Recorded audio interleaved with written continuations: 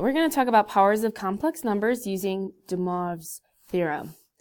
Seriously, I've heard so many pronunciations of this name, so I could literally make one up if I wanted. But yeah, anyway.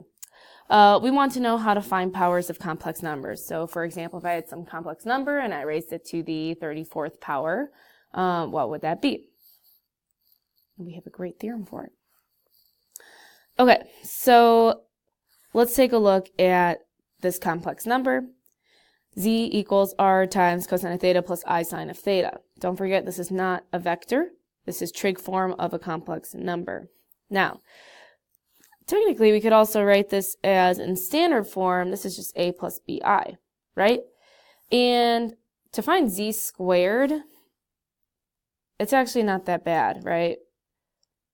That would just be a plus bi times a plus bi, which if I use my, if I multiply this out, a squared plus 2abi plus b squared I squared, right? But we know that I squared is -1, so this becomes a squared minus b squared plus 2abi, right? So we look at that, and we're like, not too bad, whatever. But how would we do this if it were in trig form? Okay, well, z squared is z times z. Well, remember, we had talked about that if I'm doing a product of trig form of complex numbers, that would be, let me write this, the product of their moduli, yeah, I know, I'm still doing it, times the cosine of the sum of their arguments, plus I times the sum of their arguments. Sweet. Which means that that's r squared times cosine of 2 theta plus I sine of 2 theta. Okay, so it's actually not as bad as we thought it would be, right? So what about z cubed?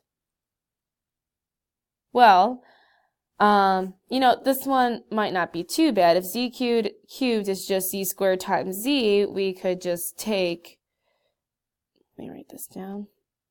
We could take r squared times r, because we already know what z squared is, and then it's going to be cosine of 2 theta plus theta plus I sine of 2 theta plus theta, right? The 2 theta came from what z squared was, right? So then this ends up being r cubed times the cosine of 3 theta plus I sine of 3 theta. Okay, so maybe you're noticing a pattern. Obviously, as exponents get really large, this becomes, you know, a little bit of a hassle. You wouldn't really want to do that. Also, like if I had asked you, well, what's z to the 10th? Well, that would require you to know z to the 4th, z to the 5th, and so on all the way up to 10. So how can we make this easier for ourselves? Well, DeMoivre came up with this awesome theorem. Let's see what he said.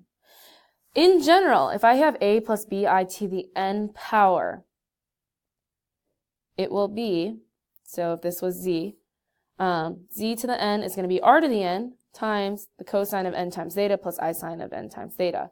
Or in the shorthand form, that would be r to the n cis n theta.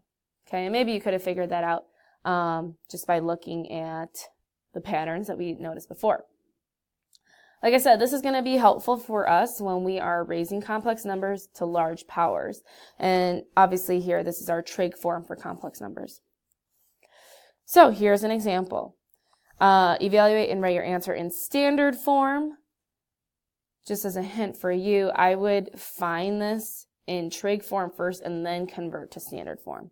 Okay? So essentially, we are putting this to the 4th power. Let's see if you guys can do this on your own.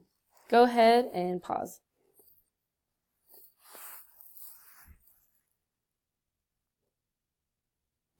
Okay, so technical difficulties here. All right, so what was inside here represented z. I'm really just finding what z to the 4th is. I followed DeMoivre's theorem. I got 3 to the 4th times cosine of 4 times 330 plus I sine of 4 times 330. Well, 4 times 330 is 1320. right? But don't forget that we always want it to be between 0 and 360, or 0 and 2 pi.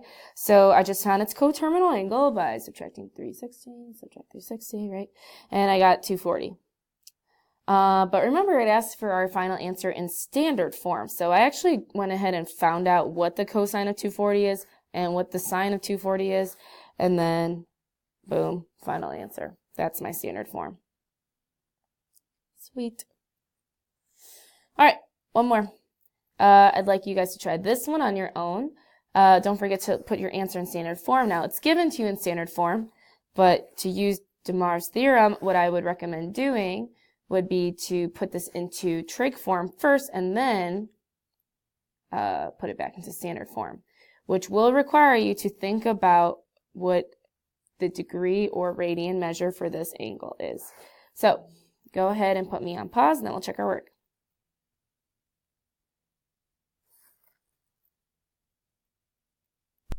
Okay, so there were some fundamental things I needed to figure out first. First, I need to know what quadrant this would be in. So if I'm going, think about my complex plane, right? I'm going to go left, negative root 2. I'm going to go left root 2 over 2, and then up root 2 over 2, right? So I know it's in quadrant 2. Needed to find my modulus, which is going to be 1. Need to figure out what angle it is, and since I know it's going to be in quadrant 2, I know theta is going to be 135 degrees, right? B over A. So I plug that in. Now I have my trig form. Now we want to put that to the 12th power. So I'm following DeMoivre's theorem. I got that this angle is 1620, but I want it to be between 0 and 360. So that its its coterminal angle is 180. And since I want my final answer in standard form, well, cosine of 180, that's just -1, and the sine of 180 is 0, so this ends up being -1, or if you said -1 plus 0i, that works as well. All right, so in conclusion, DeMoivre's theorem allows us to easily find powers of complex numbers rather than having to do it all the way by hand. Good job.